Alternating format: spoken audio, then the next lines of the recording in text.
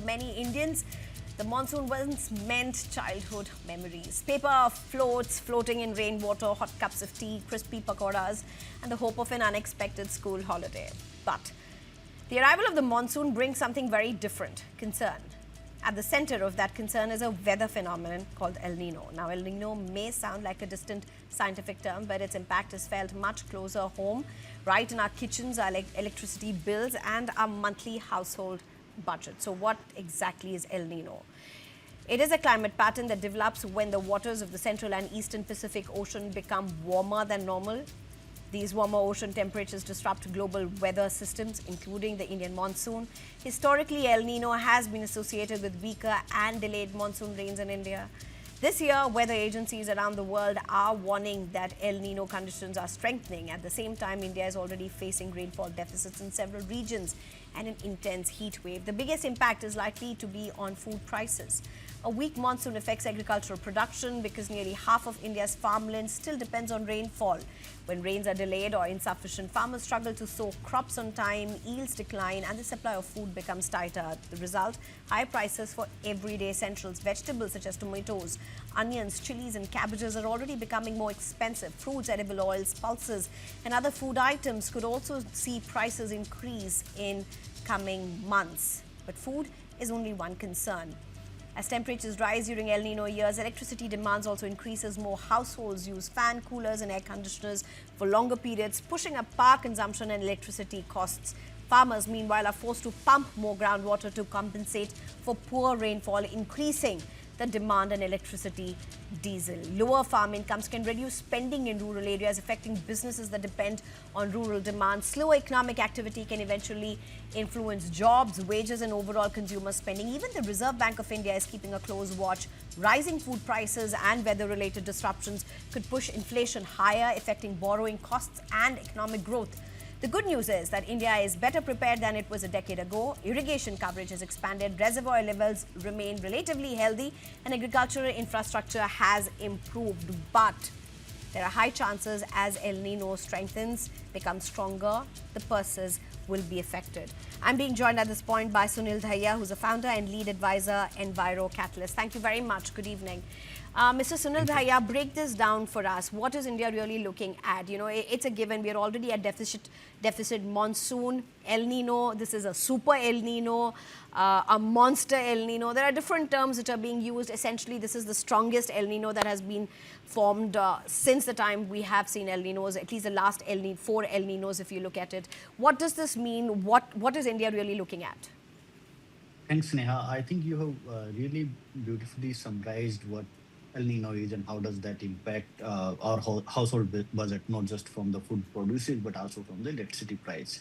And what it will also do is not just impact it during these next couple of months. The impact lasts a bit longer because the farm yield, if it is lower, the impacts are felt beyond these months, beyond three months, and maybe for about a year. Similarly, the reservoir levels, which were healthy because last year we had good amount of rain starting early in May, and the reservoirs were all full.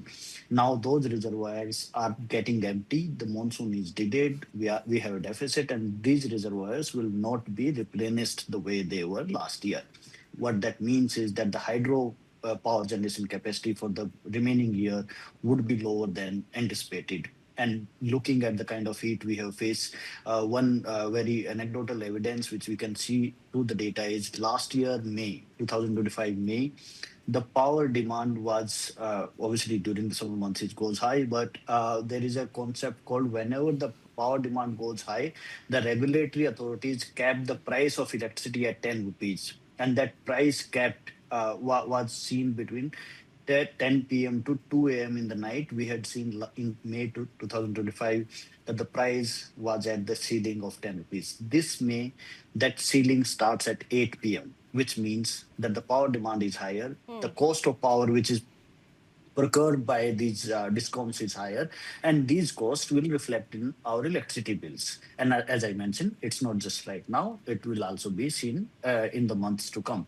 That means that the food prices will be higher. The oil produces in India, in Indonesia, in Southeast Asia, because there will be lower produce, these prices will be higher. The electricity prices will be higher. So we are looking at a very, very difficult time, and especially from the electricity perspective, because our electricity demand is growing very, very I rapidly, mean, you and the have people resources who which are going and sleeping by the beach because there are such power cuts in Mumbai, in Maharashtra. You have people who have actually gone and, there are visuals that have come in over the period of time of how people have gone and slept at the beaches because it's been so hot and and there are power cuts. that's where I think even the numbers which we see, even the intensity of the problem which we are seeing from a power deficit situation, these numbers are not the true representative of the power deficit we are looking at. The states like Uttar Pradesh, states like Maharashtra have started showing huge power cuts, and that forces people to go and sleep on the in the parks, on the beaches, and all those things. But these numbers don't really get reflected in our power deficit situation. So the demand of power is way higher than the numbers we see, and because there are multiple ways of justifying that demand. If an area is not supplied power, sometimes it can also be shown as that area didn't even need the power and it's going through power cut. So we have started seeing it. The monsoon is coming. It has entered in India. The situation will improve a little, but it will be a really big nightmare for the Indian consumers, Indian households, and even the power sector in terms of how do we manage this growing demand. Obviously, we can't do anything for this El Nino right now, but one of the factors which we are seeing is responsible for such extreme weather conditions is climate change, which fuels these already existing natural phenomena. Why would And you say that? Why would you say that? And I'm asking you this question because there have been El Ninos in the past as well. And starting from the period when climate change really wasn't something that everybody discussed about, if you look at the history of it. So is El Nino the byproduct of climate change, or is the worsening El Nino the result of climate change? What is so it? it's a chicken and egg situation. So both contribute to each. So now, whether the climate change is fueling the El Nino or at least the worsening situation, the answer is definitely yes, because El Nino might bring these kind of conditions once in a while. And as you mentioned that this has been one of the strongest El Ninos out of 4 or 5 which we have seen.